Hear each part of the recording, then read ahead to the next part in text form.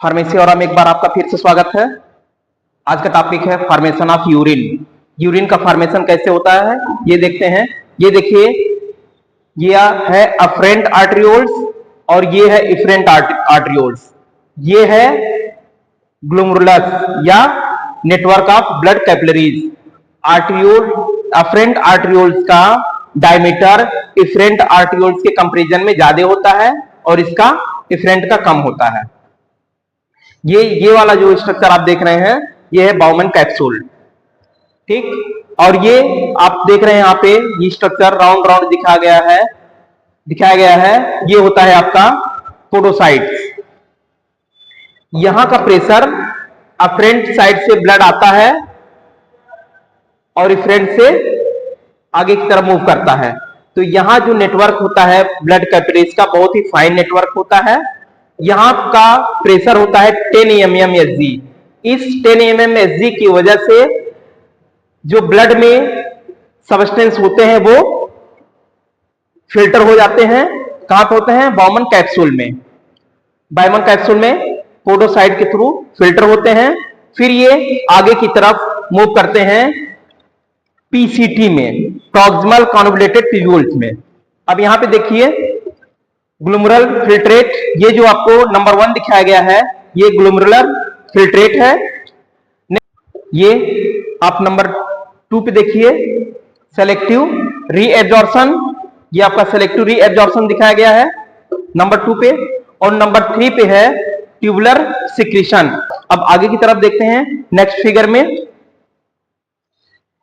यहां तक आप समझे, ये फिल्ट्रेशन हो रहा है यहां पे बाउमन कैप्सूल में। बाउमन कैप्सूल से फिल्ट्रेट आगे की तरफ मूव कर रहा है पीसीटी में, प्रॉक्सिमल कन्वोल्यूटेड ट्यूब्यूल्स में। अब यहां पर रीएब्जॉर्प्शन होता है प्रॉक्सिमल कन्वोल्यूटेड ट्यूब्यूल्स में। देखिए किसका किसका रीएब्जॉर्प्शन होता है?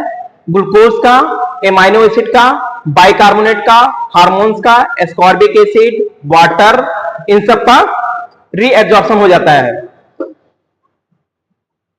और वाटर का रीएब्जॉर्प्शन जो होता है वो आपका होता है डिसेंडिंग लूप ऑफ हेनले में, केवल वाटर का रीएब्जॉर्प्शन होता है। फास्फोरस का, सोडियम क्लोराइड, पोटेशियम, इन सब का भी रीएब्जॉर्प्शन होता है। और एक चीज देखिए, यहां पे जो फिल्ट्रेट होगा इसका जो प्रेशर होगा, सॉल्यूशन जो होता है वो आइसोटोनिक सॉल्यूशन होता है।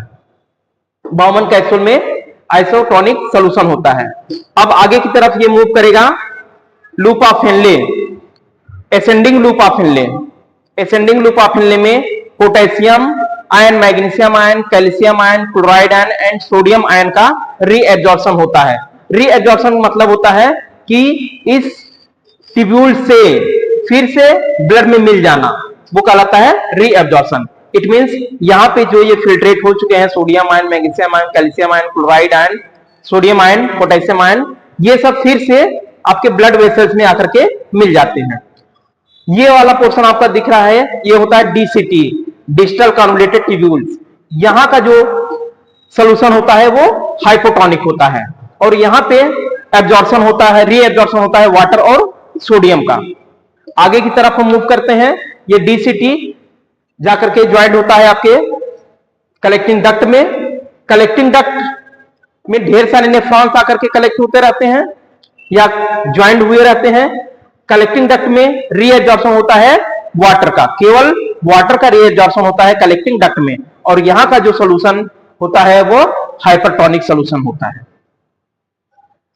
इस तरह से आप देखिए process involve in urine formation, कौन कौन से प्रोसेस यूरिन फॉर्मेशन में इन्वॉल्व हैं। और यहां पे है सेलेक्टिव रीएब्जॉर्प्शन, कौन कौन से सब्सटेंस का या कौन कौन से आयन का फिर से रीएब्जॉर्प्शन हो जा रहा है ब्लड में। इस तरह से फॉर्मेशन ऑफ यूरिन फिनिश हुआ।